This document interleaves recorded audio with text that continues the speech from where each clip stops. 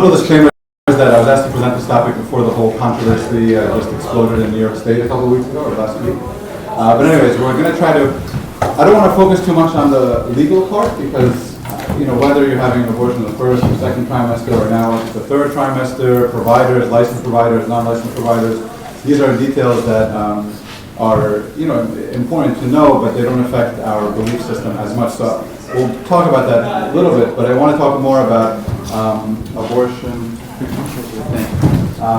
Abortion in our Christian perspective, and what are the questions that we need to ask when we discuss this issue. Of course, the one side is that I was just talking with Mina. On the one side, there's like the issue where we know some people know what's right and what's wrong, but choose what's wrong.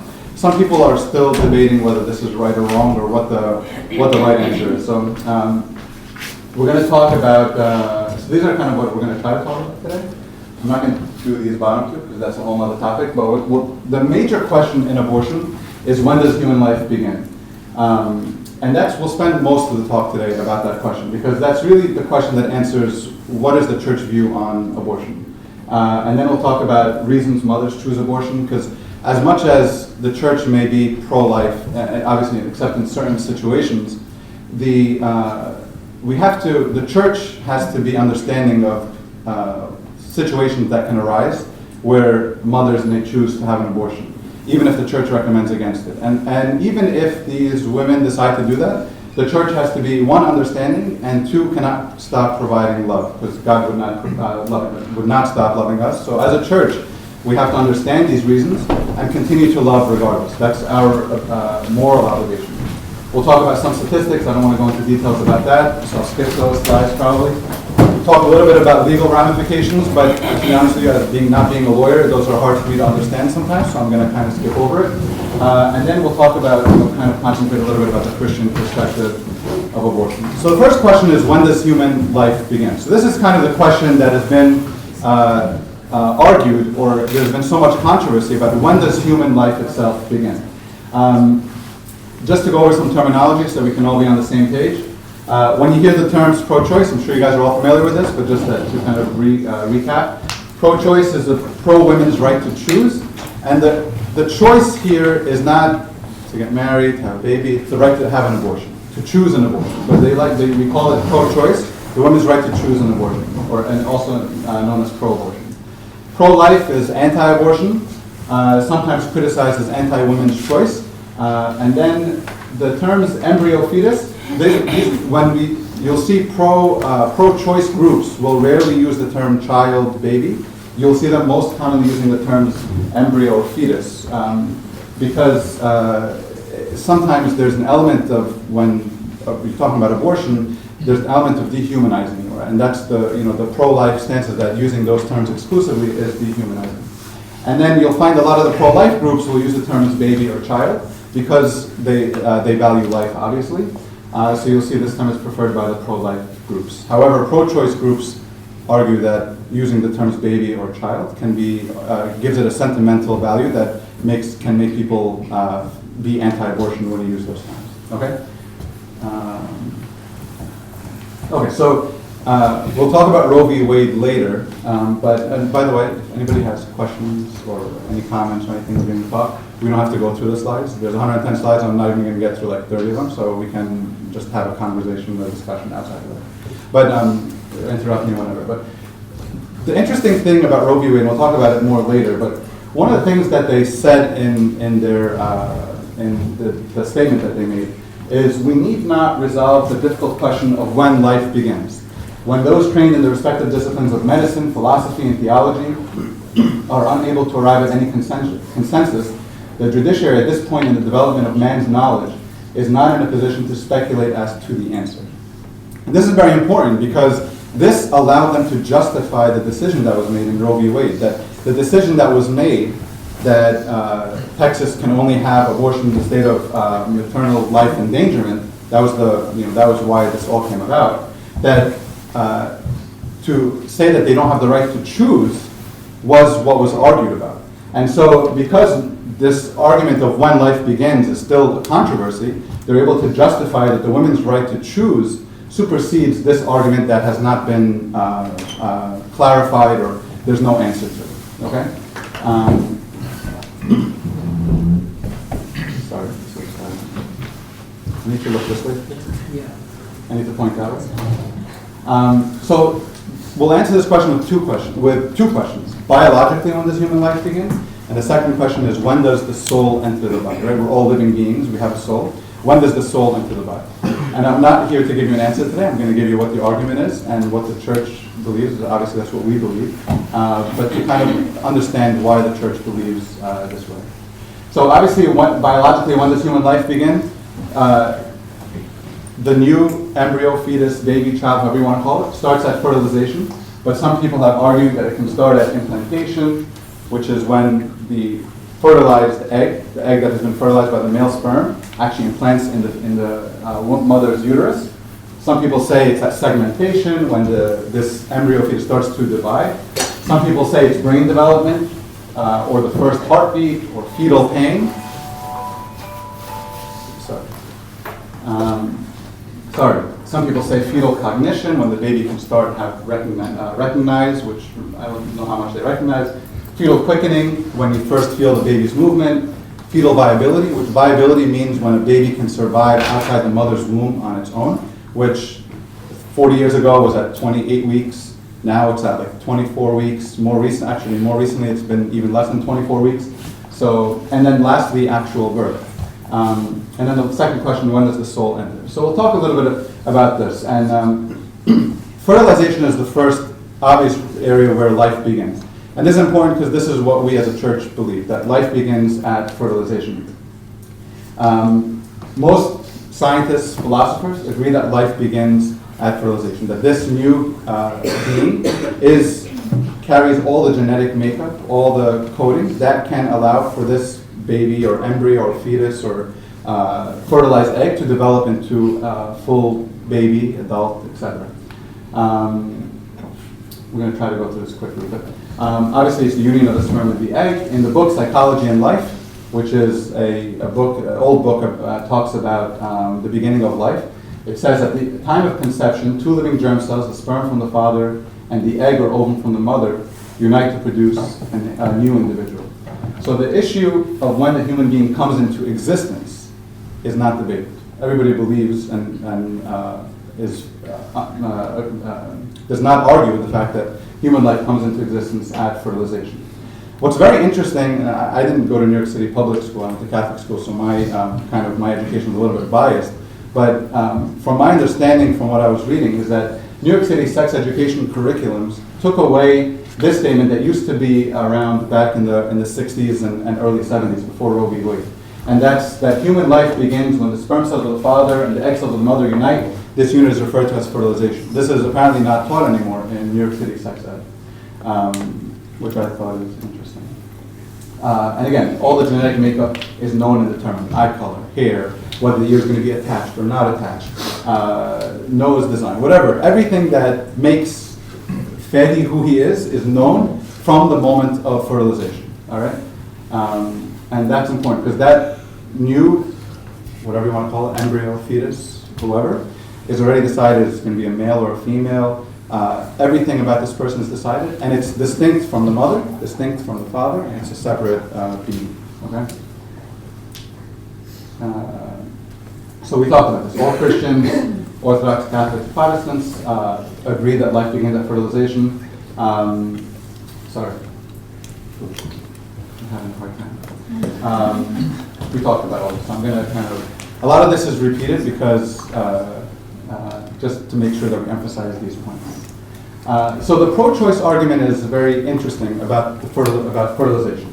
The pro-choice proponents, and I thought that this is interesting because one of the things when you read a lot about abortion and from a Christian perspective, you'll get into the realm of abortion and moral relativism, which is a whole other topic that we can't discuss today.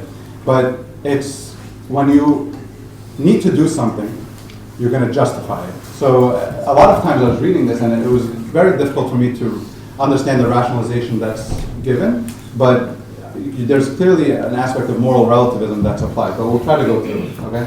I'm going to try to be as unbiased as possible, but that's difficult. So pro-choice proponents argue that fertilization does not herald the start of life, because there are rare occurrences when a sperm and an egg unite, but the embryo, fetus, or baby does not develop into an adult. They say, for example, some fertilized eggs, which is known, some fertilized eggs do not implant. Sometimes fertilized eggs implant in the uterus, but then they die in the mother's womb, whether it's because of chromosomal problems, the baby couldn't survive, problems in the mother's womb, whatever it is.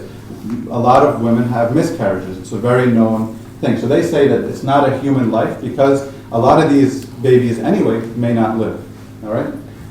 So that's one of their arguments. However, the Christian argument or the pro-life argument to this is that not every child becomes an adult. A baby may die at 1 month. A child, what is that?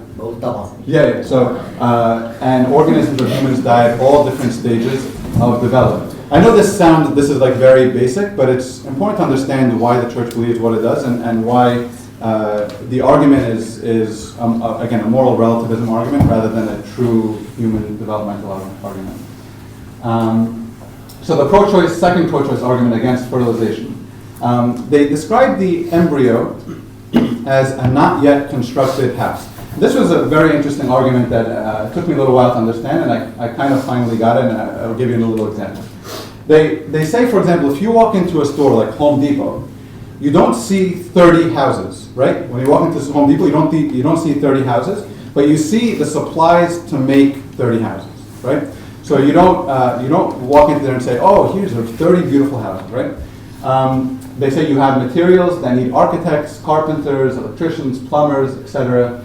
to make a house. This is. Oh, there you go. So they argue that the embryo is not yet a human because it needs a uterus, it needs several months of gestation, it needs the mother's blood supply, growth, the brain to develop, formation, until it becomes into a human being. All right, that's kind of the argument. And then the way they rationalize this, they say, if Home Depot burns down one day, the headline in the news is not that 30 houses burnt down, but that Home Depot burned down. So you guys follow this argument that they use? Again, a lot of this is moral relativism, justifying something that cannot really be justified, but you guys kind of understand this argument that's used. Okay. There is, of course, a pro-life counter. And the pro-life counter, of course, is that the growth of the fetus is not a construction, as of a house or a car. It's about development. It's not about something that needs to be constructed or designed.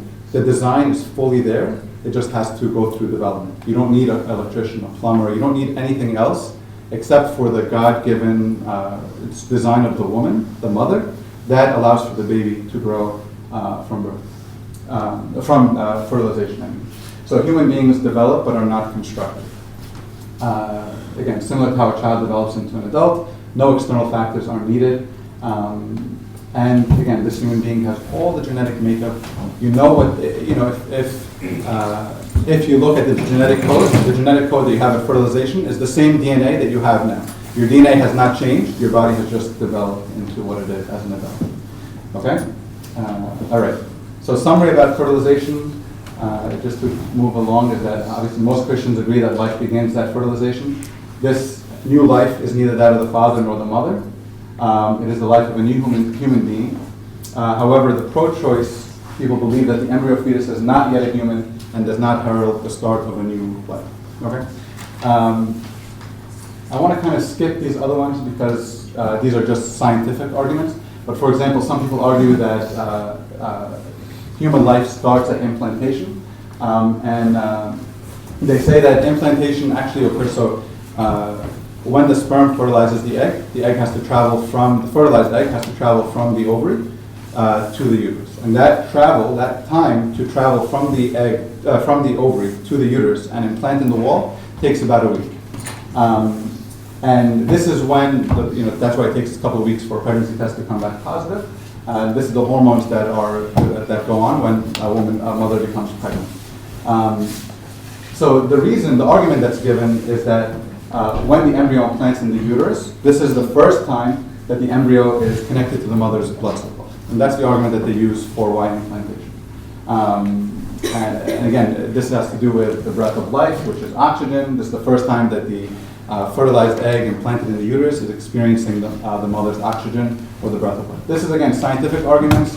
I'm just presenting it to you so you can be aware of it. This is a silly argument, segmentation. What happens here is that sometimes, very, very rarely, a fertilized egg at about 2 weeks after implantation can actually divide from one into two adults. These are what we call identical twins. You guys have seen identical twins or heard of identical twins? That's what happens. Actually, what happened here is that it was a fertilized egg, and it divided into two, and it resulted in the formation of two human beings.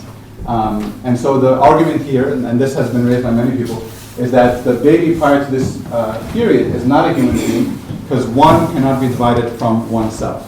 I thought this was interesting. However, of course, the Christian argument to this is that not that there is no life here, but that there's at least one life that's present in this fertilized egg. Is this boring? Should I move on to more interesting things? That's why you guys are really here. Or is this okay? It's good. Any questions, concerns? We're okay? All right. So brain development. I thought this is interesting. I see a lot, I work in an ICU, we see a lot of patients that develop what's called brain death. You guys ever heard of brain death?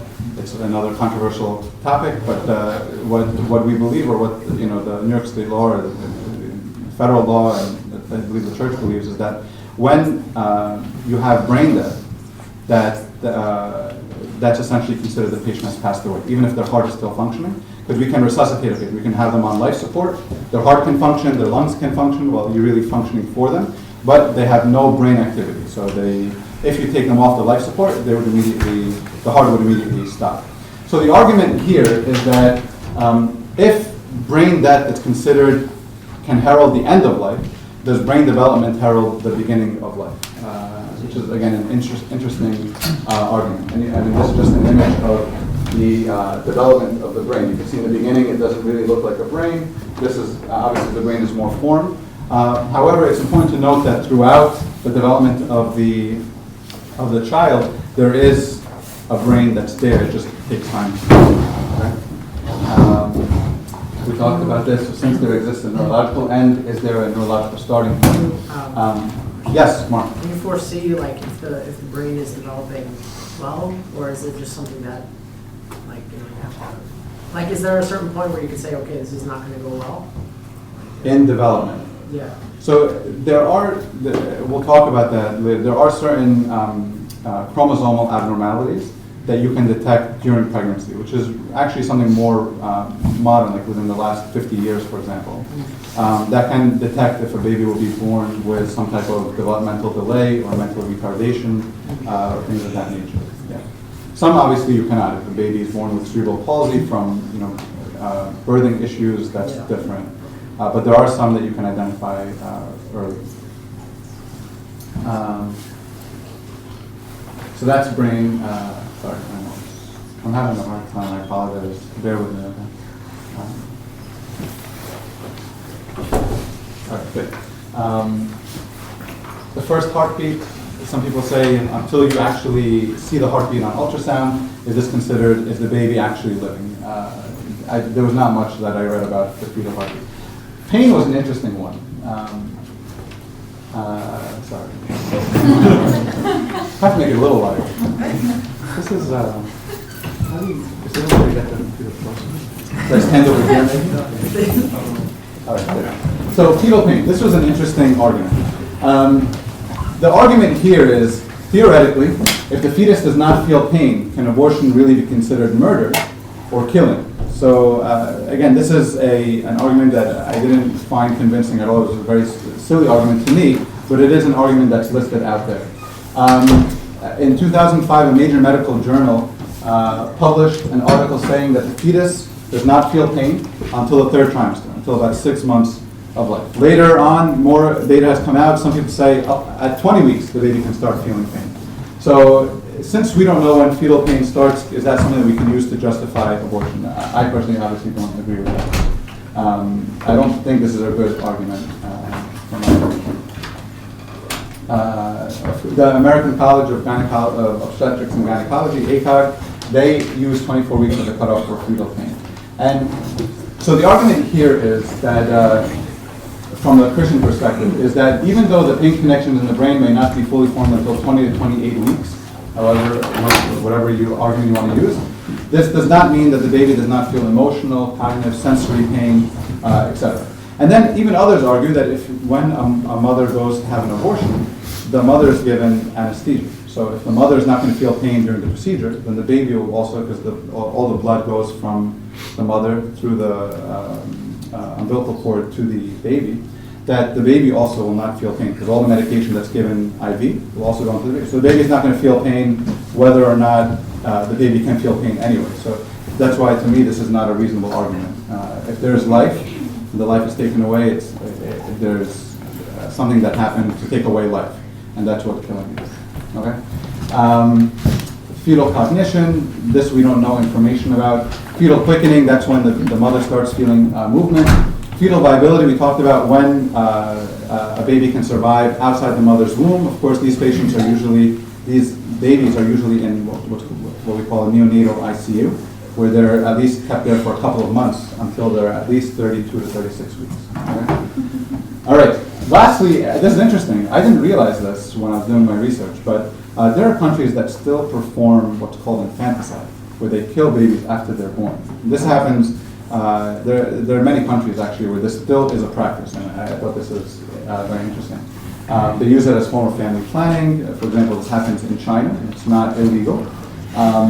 It's used for gender selection, and frequently, I guess in some cultures, they want more males, so that it's used as a gender selection, and then population control. All right, so that's biologically when this human life began. Of course, just to summarize, we as a church believe that the new embryo, fetus, baby, child, whatever you want to call him or her, starts at fertilization. When this is a separate entity from the mother, from the father, and is a distinct human being that has all the genetic makeup that will grow and develop into an adult. The same way that a little baby will grow into a young adult, into a college, whatever it is, into an old man or woman. The same way that the baby grows from a fertilized egg to a fetus that's grown. Okay. So ensoulment. I'm not going to. I will try to go a little bit. Sorry. We finished that. Huh? Like 10 minutes? Yeah. 10 so ensoulment. Do you guys understand what ensoulment is? This topic of ensoulment. The question here is, when does the soul enter the body? Or when does the soul enter the embryo? Or when does the soul enter the baby? However you want to argue it. We're living beings. We all have a soul, right? And so the argument here is, does the fertilized egg have a soul? Okay? So when does the soul enter the body? This has been debated by philosophers for millennia. You hear about people like Socrates and Aristotle. They debated it. Aristotle actually said that, this is interesting when I was doing research, but he said the fetus first has the soul of a vegetable, then of an animal, and then only later does the soul become animated into a human soul. And he said it happens 40 days for a male, 90 days for a female. And then he said that quickening, this is again philosophy, right? Like back in the day, they didn't know much medical stuff, and this kind of like how they philosophized. They said that quickening, or fetal movement, indicates the presence of the soul, okay? That's why we get the 40-80. The 40. I don't know why it's 90, I'm not sure. The vegetable part didn't The vegetable part is more worrisome, right? So does the soul enter at fertilization? The big question here is, can there be life? So the fertilized egg, we said, is a new human being, a new human life, right?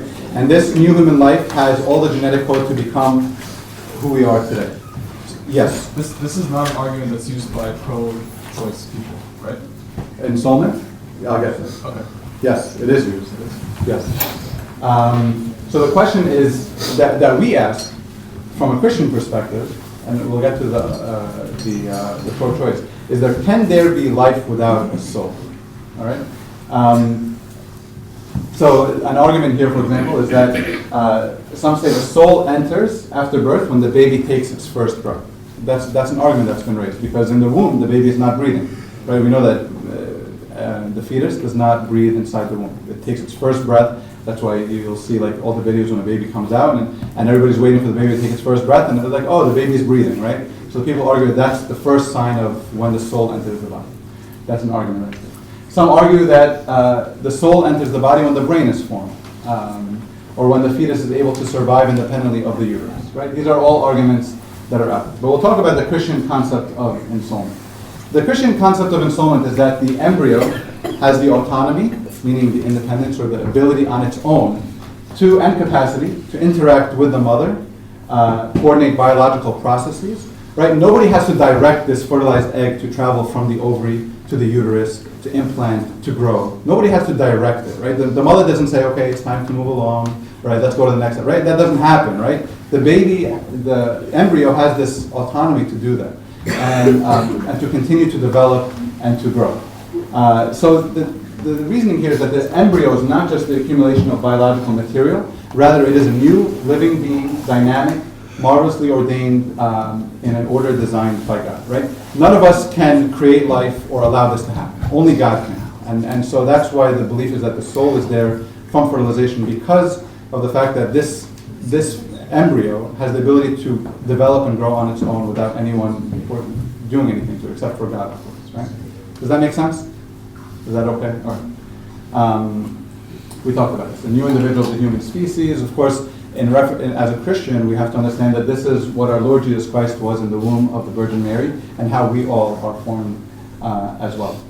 Just some philosophers. So Tertullian was an early, I believe, 2nd century theologian who said an interesting comment that the one who will be a man is one already. So the one who's going to be Mina is already Mina from when he was a fertilized egg, right? So the one who will be a man is one already. What I didn't realize is that there are early Christian teachings against abortion, and we'll talk about that later, because they considered it murder, because of the presence of the soul. Like we talked about, the early church believed that the soul entered at fertilization. There are people that argue about some teachings of St. Augustine. He was a little bit controversial because he did talk about the development of the soul. However, he still preached against abortion from whenever a mother found out she was pregnant. But there are some teachings that were controversial, but a little bit above where we are right now, so we're not going to go through that. I love this quote. There's a quote here from a Catholic paper I was reading, and it said, "Right from fertilization is begun the adventure of a human life, and each of its great capacities requires time to find its place and to be in a position to act." And that's the Christian teaching about ensoulment, that it really is from fertilization. So to just summarize, there's no research out there to tell us when the soul enters the body, right? There's no way to look at a medical journal and find out when the soul. This is what we believe as Christians. And the question about when does the soul enter the body, maybe this is the wrong way to approach life. So human reasoning determines the presence of human life. How can an embryo or this new baby or fetus, however you want to call him or her, not be a human person? If this has the ability to become who we are today, why am I human but the embryo is not a human? Right? That's the reason. All right. We'll talk about those later. So we're going to change gears a little bit. Any questions, concerns? Yes? So for like the process of cloning, would there be a process of ensoulment even for a clone? If there's life, Yes. I don't know how active the medical community is in cloning, but if there's life, there will be a soul. That's my personal, I don't know when but yes. So would it be at the same stage as like a regularly natural born child? So cloning, they still need whatever cloning or whatever they want to do, like the engineering that they design, they still have not, there's no way to allow a baby to grow or a fetus to grow outside the mother's womb. So whatever it is, the engineering that's done or whatever sperm and egg, the basic physiology or medical way that it happens is through a sperm fertilizing an egg. There's been no other way to create, or to allow for human life to come into existence. I don't know if that answers it. No, If you get what I'm saying. Yeah. So I know there's this whole talk about cloning, but there's really there's nothing that has really been cloned without using the human sperm, egg, and natural process. Yes. I've heard a lot arguments concerning like personhood, like what considers someone Okay. a human being. So so our stance on that is that at fertilization, that's when someone, or Yes. that Personhood relates to the soul, like being like a person who's able to encounter and engage, but also some people say it's cognition, but like when my baby was like a couple weeks old, he had no cognition, he was sleeping all right? Like, so the question is, when is personhood? It is debated, but there's no real answer to that. it's like soul again, where it's like Exactly. there's no way of recognizing this person. And first of the definition of personhood has changed over the years. Like In terms of, like new, like I would say ideas. Like it's of what makes a it's person a dynamic. person. Like there's no set definition. Exactly, yeah. It's a good question. Mark, you had a question? Yeah, I just wanted to ask, you kind of like fast at the last point. Yes. If you can go back one. What's his name? There we go. So it was like, I think you were saying, and I wanted to get it right, like you were saying that potential for life is like a non-religious argument, I guess, for life, like being in the fertilization. I don't get, I'm not. So, all right, so I've heard an argument, I thought you were basically putting it forward. Okay, no, tell me. I may That not basically know. like There's so much out there, it's hard to get. yeah, so a pro-life argument would say that, you know, once the fertilization of the egg happens, there's an 80% chance of survival. Oh, And so yes. the potential of life Yes, is what exactly. life is not The necessarily. argument, that I'll get to one second, Mark, but the argument there is that this fertilized egg, there's some data to show between 30 to 60% of fertilized eggs don't ever make it to implant, don't ever make it to any, like past the 3-month stage of life, right? And many women will have miscarriages. So are those embryos or fetuses not human beings?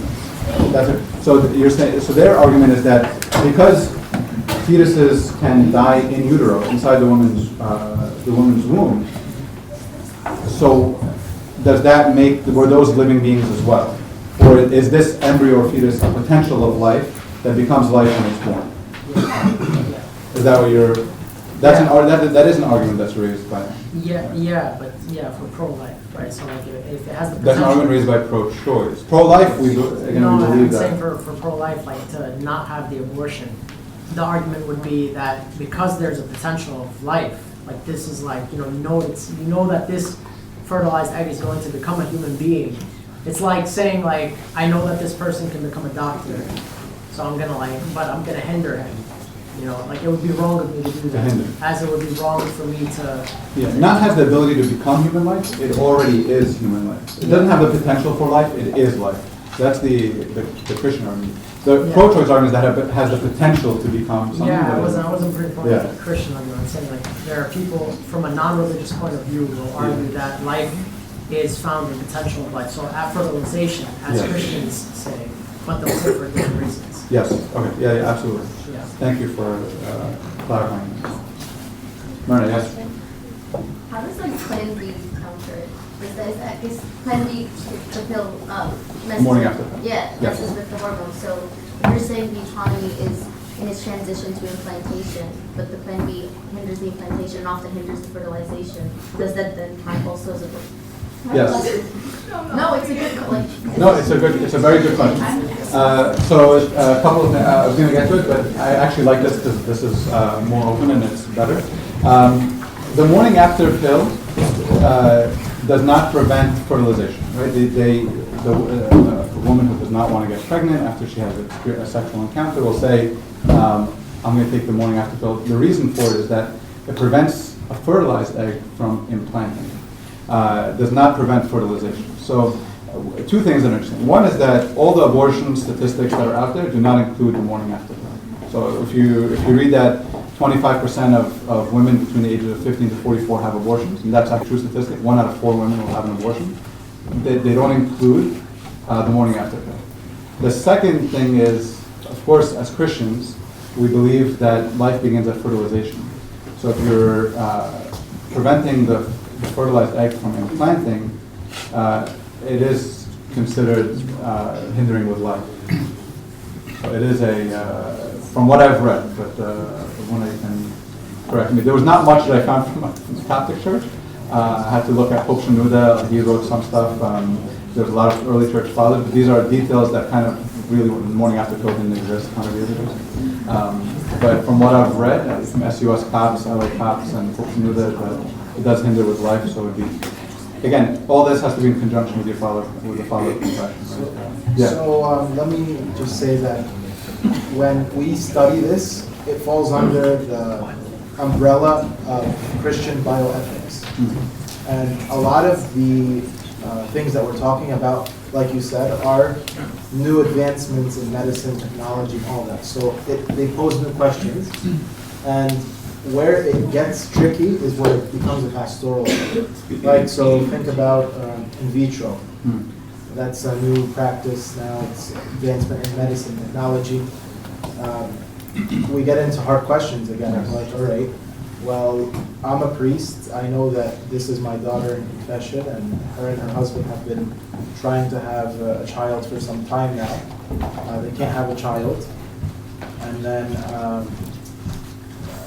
we have to go through the medical or the scientific path of potentially having this couple be parents and have a child. It really poses now a decision, a hard question on our theology, right? Is this life now? And we have to look into the procedure. There's fertilization in this tube. Now you're not giving this one a chance. So is that now considered the same thing as? So pastorally speaking, you'll have fathers that say no. You have the pastoral blessing to go ahead and do this. I had friends in seminary who had the blessing to go that path. Yeah. So it's not like a black or white. Can we define medical terms for the? Sure. What is the medical term that you need to know? That in vitro fertilization is where sometimes a husband and wife, they have a hard time conceiving. So what they do is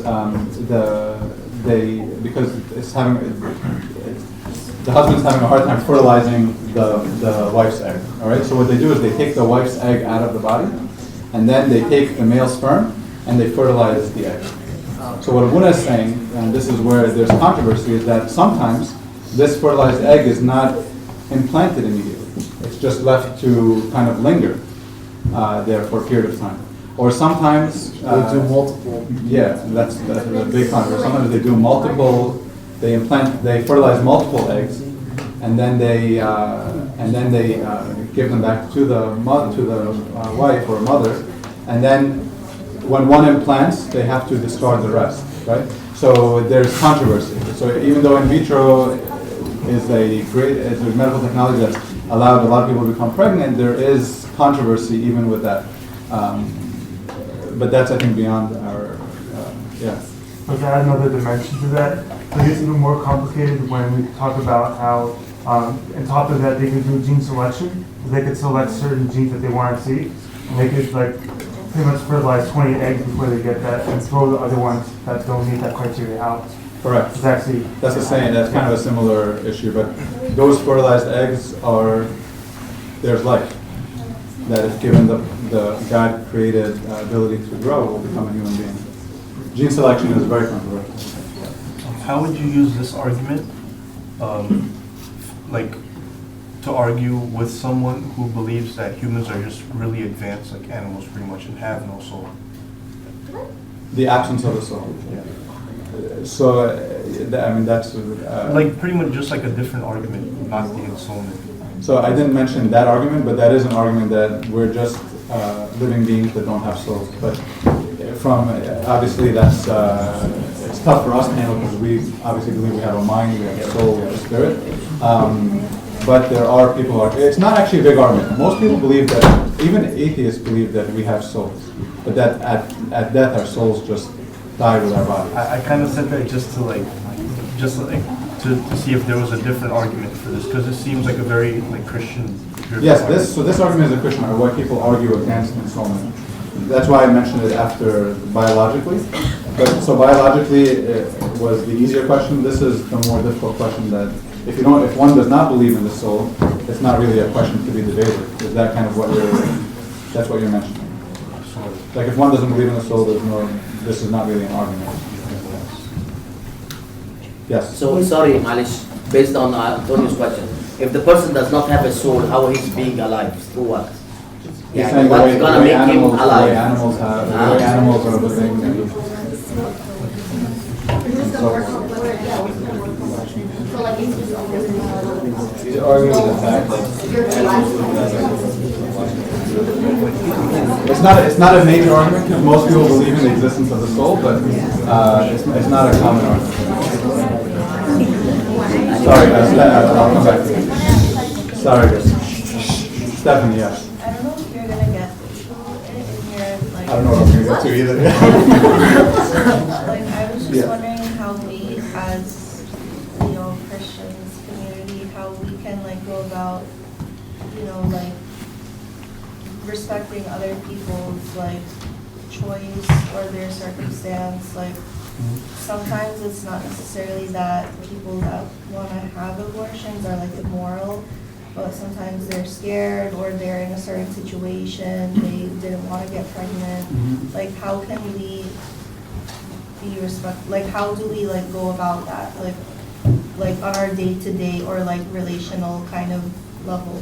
Like besides like the, like more on like the day-to-day. Yes, I'm definitely gonna get to that. Oh, That's actually That was the slide. that was the crux of where we're going, Oh, but okay. I told you to go back 2 slides. no, it's okay. We were That's having- fine. Listen, I can come back in a few times. This is a big topic, so there's a lot to talk about. You had one more question? Yeah, I mean, it wasn't a question. It just kind of felt like it was a response, unless we want to go to. No, it's okay. I'll go right after. Okay. So basically, I was thinking that, like, if a lot of atheists actually hold this belief that there's no soul, and I've encountered it a lot, especially in philosophy courses, which is funny. Like, how do you prove a person has a soul? And so, anyways, like a good argument would just be like, where's the advancement of any other species towards us right now? Like over the long span of time that we've been able to observe these facts. Like where do we see anyone approaching, like any other species approaching anything even relatively close? I mean, most So you're saying that- atheists also fall into like weird theories of like aliens and stuff because of that. Like because we're so strange, there are some people who like believe in like really bizarre things. So you're saying that the fact that we're so advanced means that there has to be something that we have that other species don't? It doesn't necessarily mean that because that would be like a bit of a huge leap, right? Like to say like, okay, this is true, so that. But it's just showing that things without a soul, as we argue, are at a lot lower place, and. I mean, I believe we have souls. No, I know. I'm just You had me so worried. no. I told you that. You wouldn't come every week, All right, let's. Is it okay if we take an extra 15 minutes? That's okay? All right. I'm sorry. I apologize. Huh? I didn't ask you. It's true. Okay. So this is going to Stephanie's point. I'm going to put a disclaimer. All right. I am pro-life, but I believe that our way to approach pro-life has to be Christian. We can't be pro-like. People march on Washington. I don't know if that's the best way to advocate for life. I think the best way is to love, and that's what we're going to kind of get to. Because if you look here at the reasons mothers choose abortion, we're going to get to the rare situations that are extremely difficult to handle and that still bother me are very, very rare. And I'm talking here, for example, rape. Rape, the percentage of abortions that occur due to rape is less than 1%. So that's comforting, right? Because that's the one that always bothers me. If a young girl is raped and then she gets pregnant and she has an abortion, or she wants to have an abortion, who am I to, no offense to the priest, but who are we to tell this woman to destroy her life and have a baby? But one, thankfully, is that this is less than 1%. Secondly is, you have to realize that this young lady is in an altered state of existence. The trauma, the issues that go along with a pregnancy that was not planned in that specific situation, in other situations as well. is very difficult and traumatic to deal with in many times. And so as Christians, answering Stephanie's question, is that we have to understand this, because even if I am pro-life, it doesn't mean that I just have shut other people down. That's not what our goal is as Christians. It's to love unconditionally, right? And I always think of the story of our Lord Jesus Christ when the sinful woman was caught in the act of adultery, and they were all stoning her, or about to stone her. And our Lord Jesus Christ, and I come to it later, he is the only one that did not even raise a finger or do anything. He just loved her. He sheltered her, he protected her, and he didn't judge her. And that's, I think, as Christians, our most important obligations, to just love. Yes, we can be anti-abortion, we can be pro-choice. When we talk amongst our friends, our small group circle, we can talk about the fact that we're pro-life.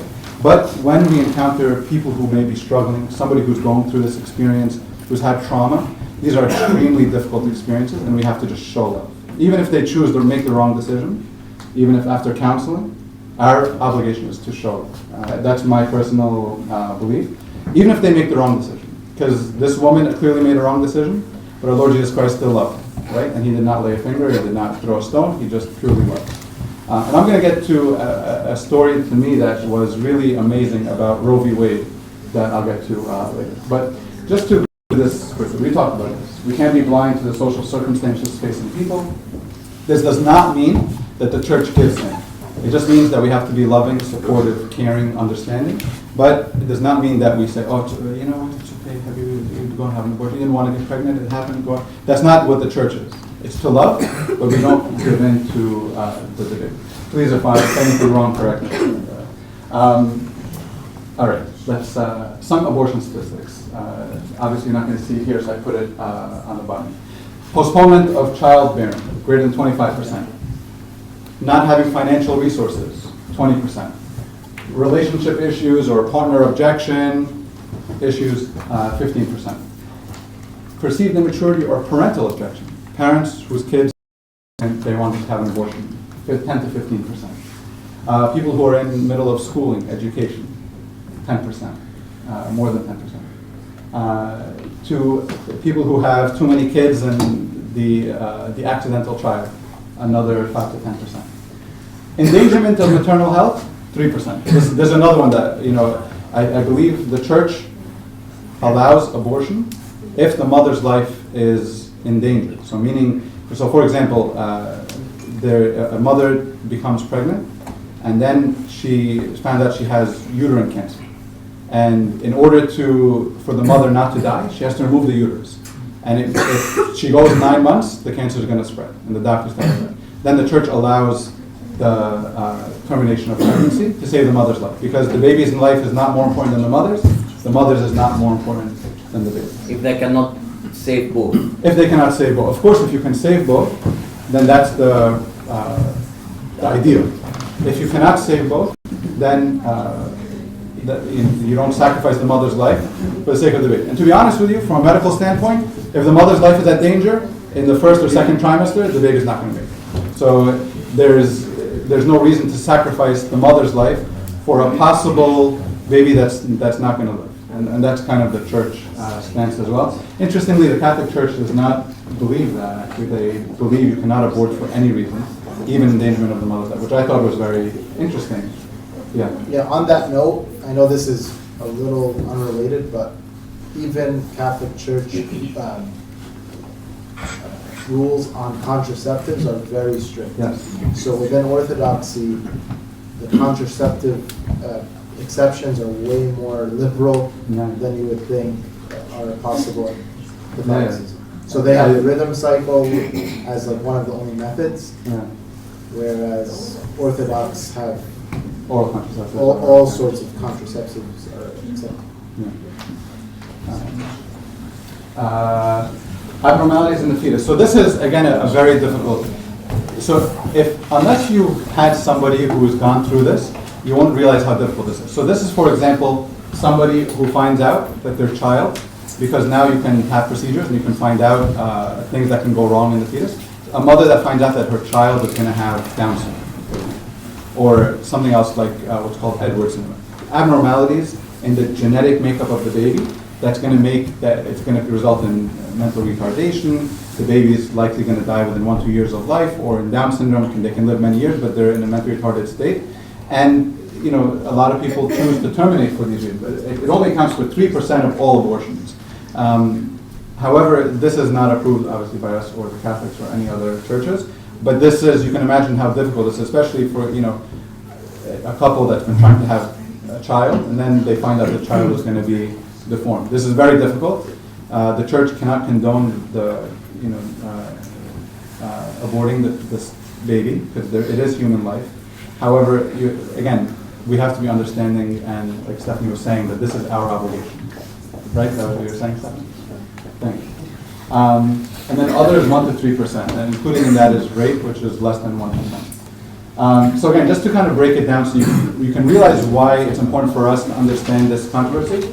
Social or financial issues account for more than 90% of abortions. Endangerment of mother's life or chromosomal abnormalities are really less than 5-6%. And then rape, we talk about less than 1%. I'm going to skip these slides. We already talked about morning after pill, so I'm going to go through this. And then, so other reasons for abortion. And this is, again, reasons that we have to understand, especially, if it happens in our community, within the church. It's important for us to just show love, right? We have a tendency to, sometimes people have told me this, that they feel that they're judged more within their church community than by outside. And that's why we as Christians, we have to love. And if we know somebody who encountered this is our priority to love. Some people choose abortion to conceal a mistake, an unwanted pregnancy, right? And the social stigma that arises from having a child that was not planned. And I talked about that already. It's really to preserve one's reputation. If somebody in the community finds out that a young woman became pregnant from within the church community, they carry a social stigma, right? Unfortunately, right? If our Lord Jesus Christ was anything, he was the Lord of sinners. He was the God of sinners, the friend of sinners. They call him the friend of sinners and tax collectors. So this is, unfortunately, a major reason why a lot of people have abortion. Our Lord teaches us that our relationship with God supersedes our reputation in the community. And again, lastly, church teaches us that abortion is not the solution of an unplanned or unwanted pregnancy. Again, these are reasons why people have abortion, the social stigma that comes with it. We talked about this to show mercy to the fetus, a fetus that's going to be brain chromosomal abnormalities, it's going to be mentally retarded, have severe medical problems that will prevent them from living for many years after life. To show mercy to the fetus is an argument that people use to have abortions. But again, like I said, these are very difficult situations to deal with, but we cannot condone abortion in these settings. And one other thing is that although medical technology is very, very good, there are times where medical technology has been wrong. So for example, an obstetrician tells a mother, your baby is going to be born deformed, and the baby was not born deformed. Right? Even medical technology is not 100%. So again, why we are not the judge of whether life should exist or not. We talked about this, and I want to move on because we're running out of time. We talked about the rape one.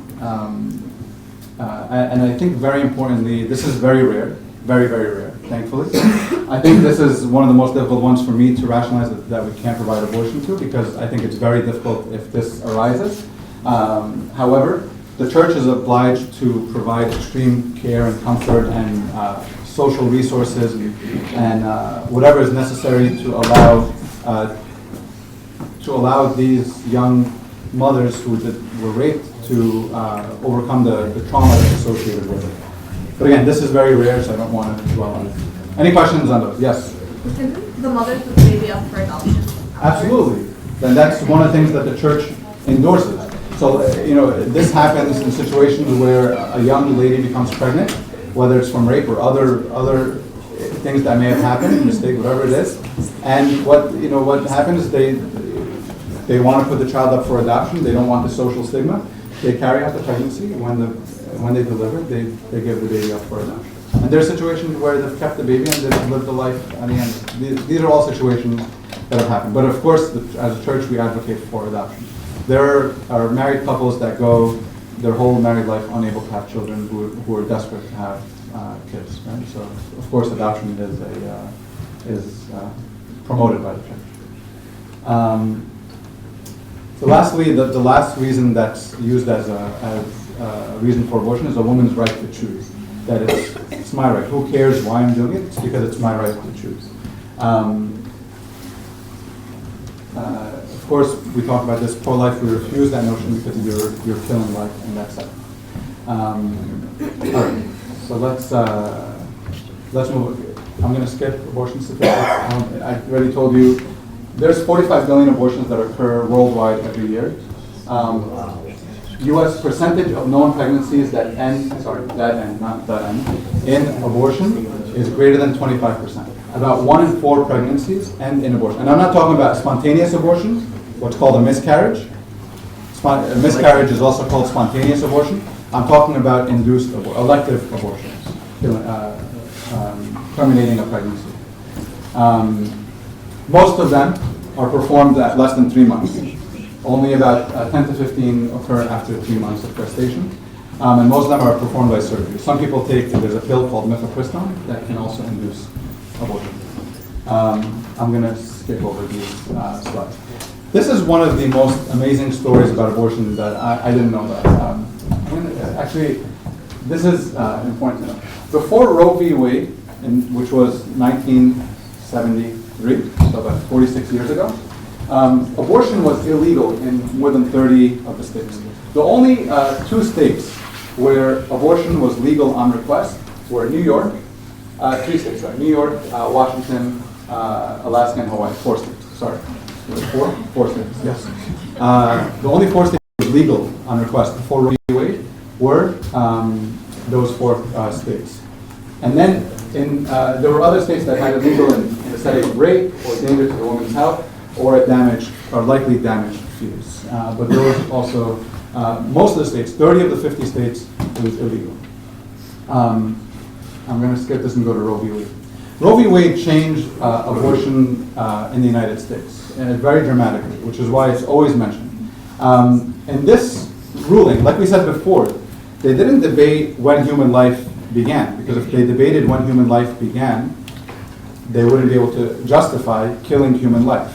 So they avoided the controversy of when does human life begin, at fertilization, at birth, when the baby can survive outside the mother's womb. They avoided that controversy, and they specifically, because on the Supreme Court at the time, it was a predominantly Democrat Supreme Court, they were able to focus on the issue of choice and let go of the issue of life. And that's very important, because when, as church community, if we are anti-abortion or anti-late-term abortion, is what's happening in New York right now, from what just happened last week, 2 weeks ago, this is one of the things that we have to recognize when we go vote, right? I'm not promoting one or the other. I think both are not good, but just something we have to consider. When this happened, the issue of abortion and what they decided in Roe v. Wade is that the issue of abortion and abortion rights falls under the right to privacy and the right of a person not to be interfered by the state. And that leads to right to choice, and the woman can choose. And then different states kind of modified this court ruling for their state preferences, but this was kind of the major issue that occurred. And then, based on Roe v. Wade, a woman was given the right to have an abortion until fetal viability, which at that time was ruled to be 24 weeks.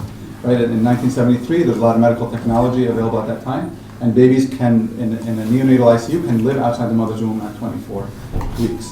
A lot of states modified that, but this is kind of the basic premise of Roe v. or the decision of Roe v. Wade. Some things that I wanted to point out from that decision.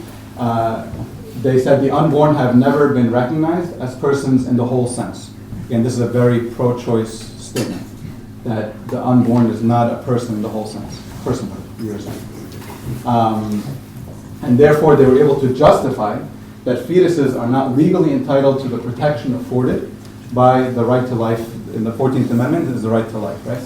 And so they were able to justify that the fetus does not have the same right to life as human beings that are already born. Okay, I never knew this, and a couple of weeks ago, or when they first told me I'm giving the talk, I already had an abortion talk prepared. But then I did more investigation to Roe v. Wade, And when I looked up Roe v. Wade, and I looked up who Roe was, because Roe is the plaintiff. She's the one who went seeking for the abortion. And she was denied the abortion in the state of Texas. Roe is actually a woman by the name of Norma McCorvey. She wrote a book called I Am Roe. And this book, I actually bought it, and I read it, I'm reading it, and it's about her life, why this happened, how this whole issue of her pro-abortion stance came. I read it and I was like, oh my God, it was really very broken life. Her parents, her mother was a prostitute. Her parents always were fighting. Her father left her when she was very young and was very absent in her life. She was raped as a young teenager. I'm trying to remember what else I just read. She had her first child, then she became an alcoholic, she lost her child, her mother took her child away from her, her mother and her did not have a good relationship. And then afterwards she became a lesbian, then she also had 2 more children that she gave for adoption. And then after that, because she couldn't have the abortion, because Roe v. Wade was done in 1973, and she went to the lawyer in 1970 before abortion was allowed. And then she worked in an abortion clinic until the 1990s, until she wrote her book, I Am Roe. And I didn't realize this when I looked it up, but she wrote a second book afterwards. And her second book, so this is her first book, Roe, in Roe v. Wade. I talked about all this, right? Sorry. And this is her actually marching in the pro-choice march, saying keep abortion legal. A couple of years later, sorry, I'm going to move along here. 1997, she wrote a new book, Won by Love. She converted. She became a Christian. She eventually realized that abortion was wrong. This is the untold story of Roe v. Wade. Did anybody know this? I didn't know this. I knew it. You knew it. 10 years after the case ruling, she became a Christian activist. A very strong activist, actually. I never knew that. And I want to read this book, actually. I didn't buy it yet. This is one of her quotes. She says, I think it's safe to say that the entire abortion industry is based on a lie. I'm dedicated to spending the rest of my life undoing the law that bears my name. She died 2 years ago, in 2017. And she died as a Christian. She was baptized, confirmed in the Catholic Church. And she went from working in an abortion clinic to working in a pro-life clinic. I never knew this, but I thought it was amazing how, and I put it later in the presentation, but I'm not going to get to it. But she, in her introduction to her book, Won by Love, she wrote down, thank you to all who prayed for me, even before I, something about met Christ or had change of heart. Your prayers have been answered. And I thought that was really amazing because, like Stephanie was saying, is that we can't judge. I think if we're going to be Christians, we have to show love. And that's our priority, or our moral obligation is to show love. I think I have one other thing. I'm going to skip over all this. Just a couple of Bible verses to close with, and church fathers, and then I'll be done. Or are we over time? We're over time. 10:30. And I'll do a couple of Bible verses. So just a couple of Bible verses in the obviously you shall not murder, but this is a verse in Exodus that talks about you can't murder a woman who is pregnant, and if you do murder, if a woman dies, then you'll be found guilty of murder of the baby. There's so many verses in the Bible that talk about how human life exists from before birth. Jeremiah 1:5, the Lord Jesus, God tells Jeremiah, before I formed you in the womb, I knew you. Before you were born, I sanctified you. I appointed you as a prophet to the nations. Isaiah tells in chapter 49, he says, listen to me, you islands, hear this, you distant nations. Before I was born, the Lord called me. From my mother's womb, he has spoken to me. Zechariah says in chapter 12, that the Lord forms the spirit of man within him, right, within the womb, within mankind. And of course, the biggest Bible verse that supports the fact that life exists within the womb is Psalm 139, a beautiful psalm. And I'll read it. It says, for you formed my inward parts. You covered me in my mother's womb. I will praise you, for I am fearfully and wonderfully made. Marvelous are your works, and that my soul knows very well. My frame was hidden from you when I was made in secret and skillfully wrought in the lowest parts of the earth. Of course, it's talking about the womb. Your eyes saw my substance being yet unformed, being yet unborn is what he's saying. And in your book they all were written, the days fashioned for me, when as yet there were none of them. Meaning that his life was, the Lord saw his life when he did not even have his days, he did not even live his life, but he had life in his mother's womb. This is like a modern day translation of it, but I'm going to move on. Verses in the New Testament, obviously when the Holy Virgin was conceived with our Lord Jesus Christ, the angel told Joseph, what is conceived in her is from the Holy Spirit. So if it's conceived from the Holy Spirit, it must be life, right? We believe that when Archangel Gabriel appeared to St. Mary, and she accepted to be the mother of the Savior, and she said, behold the maidservant of the Lord, we believe at this moment our Lord Jesus Christ was conceived in her womb.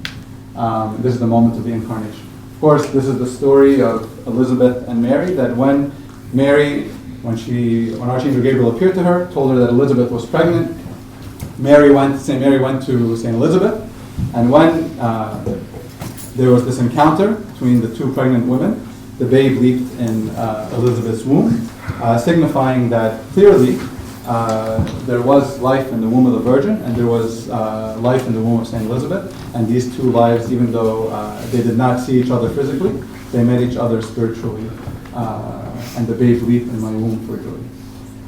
St. Paul says, it pleased God who separated me from my mother's womb and called me by his grace. And there were a lot of biblical figures that were ordained before birth. You know that. Samson, Samuel, we talked about Isaiah and Jeremiah, St. Paul, we talked about St. John the Baptist. A lot of people were foreordained before they were born. And that's it. I think we talked about all of this. So I'm going to stop here and raise, I know there's going to be a lot of questions, so we'll answer questions. Yes? So I want to add a dimension to what you were talking about earlier. Yes, please. So in New York City itself, the rate of abortions is 1 in 3. More than the 1 in 3 pregnancies lead to termination via abortion. Yeah. So one thing that I was looking up in terms of like the reasons why, I saw that the highest rates in abortions were due to 3 reasons I could see. One was the high cost of living, the second was the lack of affordable housing, and the third was the scarcity of the availability of parental support. Mm-hmm. So in terms of that, I guess we can find middle ground so that if we could support legislation that would lead to those things, and we have more mothers that are able to afford the process of having a child and less abortion. Absolutely, absolutely. I agree, and also encouraging adoption. If they don't have the financial resources, in New York State, the entire pregnancy period is going to be covered by, in New York State will cover that, even the cost of the pregnancy. And then adoption, people are paid, like people pay these women to take the children. I believe, yes. Well, no, sorry. Somebody had a question on the back. Yes. You were done, you can say? Yes, I was done. Yeah. This is like I was. No. Okay, so when you said like that we need to show love, I think like Arab culture, I was just imagining in my head like the situation of pregnancy occurring in the community, mm-hmm. and like just the cultural nightmare that would be. I mean, starting from the parents and the fear of the parents, and then the lights shutting off, like, everything just becomes a nightmare, So that was good. I don't know if that was planned, but that was great. So like, yeah, it just, it really becomes like a scary issue.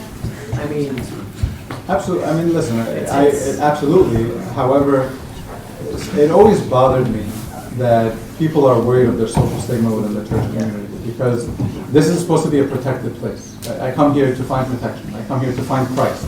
I should be protected. If I make who of us is perfect, right? So I should find Christ here who will shelter me, protect me the way he did the sinful woman and the Samaritan and the woman who came to wash his feet, right? So our Lord sheltered them and protected them. So but the change starts with me. Like I always blame others, that people in the community. Start with myself, right? And that's where the change comes, that I must love unconditionally. as hard as it is. I must show them. Her book is won by love, and I read summaries of it. She was won by love. I mean, her book states how she was won. She was won by love. Not because she saw the people marching on Washington, she's like, oh, you know what, they have a point. That's not how she was won by. She was won by love, right? And it's not anyone's love, it's God's love. The unconditional, amazing love of God. Yes? I just wanted to say, I know you touched on this with Ro and like her conversion, but a lot of people that are pro-life, they're women that have had abortions before, and they like, because abortion, it's not just like the baby's removed and like we go about, like there's like psychological and like physical like effects, and like a lot of women feel regret after.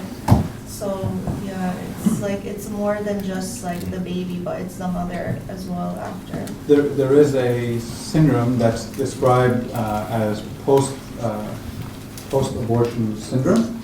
Is that what you're referring to? Post-abortion syndrome? I think that's what it is. And it's living with that, the guilt of having aborted a child. And that's absolutely, and a lot of pro-life people are actually people who did have abortion in the past. Again, talking about how we have to support and just be loving and kind of, again, understanding. When we talk about understanding the reasons for abortion, it's not to condone the reasons, it's that we can show empathy, the way Christ showed empathy to all the sinners that he encountered. The difference between loving the sinner, yes, but not agreeing with the sin. Yes. God loves the sinner, but hates the sinner. I mean, I wanted to stress something about the point I made before, because it's, I mean, I know I could say, like, I think about myself before but if you do that, I just wanted to point out, like, the realness of the fact of, like, the cultural stigma as an Egyptian culture. We're all American born. Most of us are American born. We're not going to, like, think in the same line or mode of thought as the parents. No, of course. And so, in a certain sense, you do have to concern yourself with something outside of yourself as well in this place. If we're going to be honest about the situation. Otherwise, because I could say that I'm not going to judge anybody because I've seen it in the street every day. Or my parents who have not seen it in the street every day are going to freak out. No, and I agree with that, and that's why I think we have to trust the fathers of the church, because one, they deal with this more than we do, and secondly, they know the resources. And the counseling and the advice and how to proceed with the next step and how to find what are called crisis pregnancy centers, where they can find resources for adoption or whether they want to keep the child and supporting them in that process as well. A lot of, I know I've heard situations where the priest recommended for the young mother to not go to church for the period of time because he doesn't want her to have the stigma that comes with it. And he would visit, give communion, whatever it is, because he doesn't want her to have that stigma. And then if they kept the child or sent for adoption, she's not spoken of. Our goal is not to gossip. Our goal is to love and protect. Yeah, because you can't tell that person, don't worry about the culture. Like, don't worry about their social status, just come. No, of course not. No. That is between her, with their man-in-law and the priest. And those are, I'm sure a lot of this happens and we don't know about it, right? Because the priests are here they are carrying God's love for the community as well. Yes? So I see there's a big lack in sexual education, which Yes. is leading to a lot of these abortions. Yes. One example I had in the clinic, and I want to see what your opinion would be, is like an 18-year-old girl, like a senior in high school. She had just had an unplanned pregnancy. Her parents had just said that you basically have to abort or people didn't disown you. Mm-hmm. And she basically was crying because she didn't want to do it. And she doesn't have the support of the church like we all do. So what would you say to her? That's very hard, right? One of the reasons for abortion is parental, like I talked about, I think it was 10 to 15% are because the parents are forcing their kids to have abortions because, one, they're going to disown them, they're not going to financially support them. The stigma, the parents are worried about their reputation in the community, whatever community they belong to. Trying to get two of the kids through college? Yeah, exactly, yeah. And that's very hard. One thing that's important to know is that they're, like I talked to you about earlier, and if you look it up, it's called crisis pregnancy centers. And like I mentioned earlier, they can support the woman throughout the pregnancy period, and then they provide services for adoption, where if the woman does not, is told that she's not going to be supported if she keeps the child, she can find a good home for the child to go to. I think that has to be our priority. With that being said, it's never easy for a woman to let go of. A mother grows with her baby, right? The baby grows with the mother, but the mother also grows with the baby. Abortion, or giving up a child for abortion, is never easy for that mother. But if in those situations, again, if that's the best outcome, then that's what it is.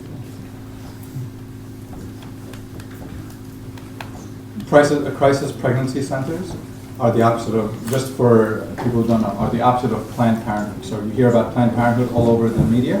You guys have heard of Planned Parenthood? Planned Parenthood is the pro-choice centers that give you information about abortion, that actually do abortions in those centers. Next to many Planned Parenthood centers are what's called crisis pregnancy centers. And actually, the pro-choice people, they have a big controversy, and there's a lot of controversy because they feel that crisis pregnancy centers try to get people not to do abortions, which is true. But those crisis pregnancy centers are designed to support women who don't want to have abortions. In case somebody comes up to you or you hear the situation comes up. Any other questions? Anything else?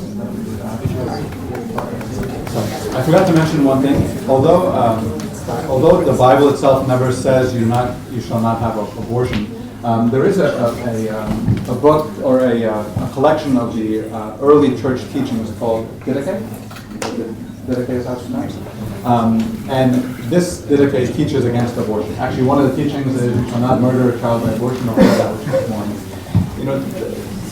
The church, like Sam was saying earlier, the church will teach against abortion. It does not mean that we don't, if somebody has abortion, they're not welcome in the church. One thing that I didn't realize, but back in the day, a woman who had an abortion used to be excommunicated for 10 years.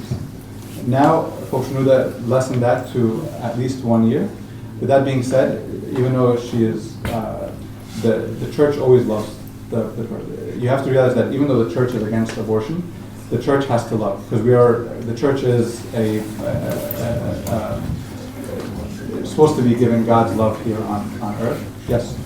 How do you excommunicate with love? Just like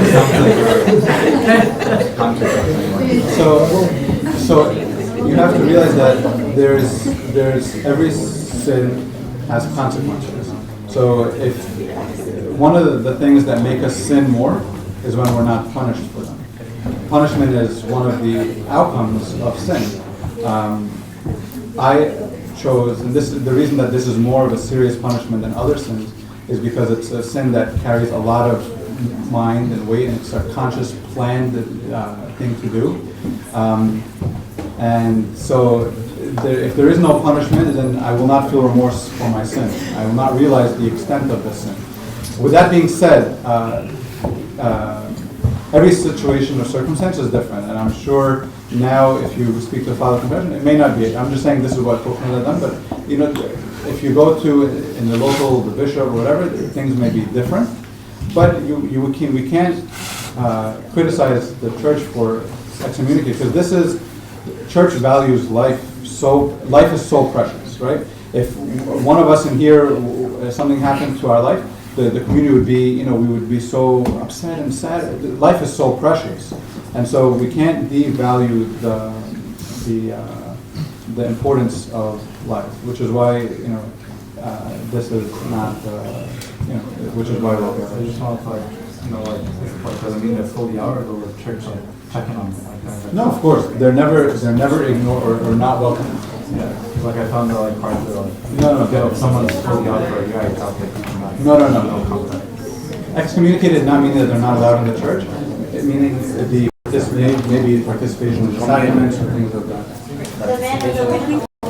No, of course, if the man is involved, absolutely. There's No. is known. If the man is known, yes.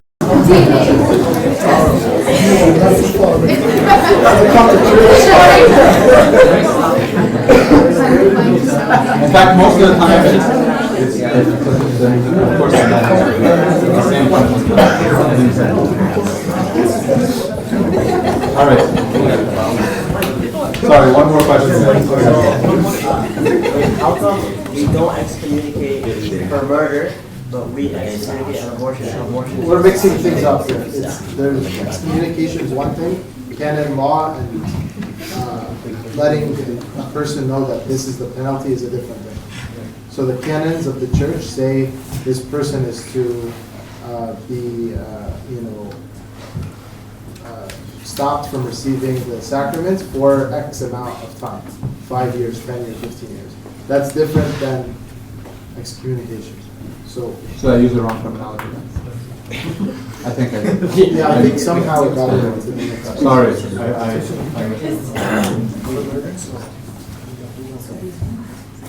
anything else? Yes. Michael, you want to say your question? No, I said you answered the question. Oh, okay. You want that answer? One question I had for you is, in terms of like the political environment now, there's a lot, the right's moving further right and the left is moving further left. Yes. So, How can we come to the middle? yeah, so more like a lot of other Christians from other like denominations would see your view of like love as you like compromising. So what would you say to those people? Because they believe there's no abortion under any circumstance. Yeah. Love is never going to be the wrong answer, right? That's what we're designed to do. God is love, right? I understand.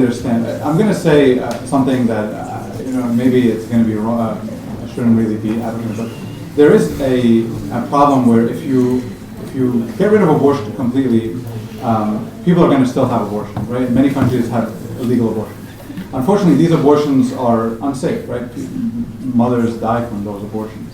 So you'll find that many people that are pro-life are not completely anti-abortion because even though we don't want babies to die, we also don't want people having abortions unsafely. So you enter into a very difficult situation. But with that being said, I mean,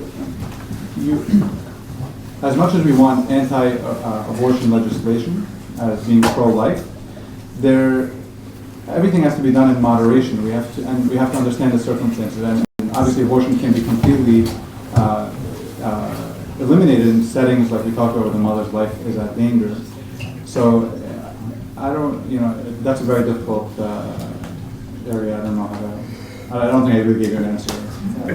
You tried. I tried. That's a good. Thank you. I do like love. Yes, Mike. I mean, to answer Joe's question, I think you just have to look at the life of Christ, because Christ was very firm to the truth, but he was also very open to showing love. And even the scribes and Pharisees, they thought he was being he was compromising. So I think it's the same situation, just because you show love doesn't mean you're compromising. It just means that, it's just you're being loving and understanding, but you're also holding firm to the truth. I completely agree. Yeah. The mercy Again, and justice. The mercy and the justice remain. Love does not mean compromising the truth. Never. No, absolutely. Love is not compromising the truth. What is right is right, what is wrong. In both cases, we love. Yes. And that's the bottom line, that even though abortion is wrong, does not mean that we judge, that we still have to love. And love does not mean that you condone abortion. Right? All right. Thank you, guys.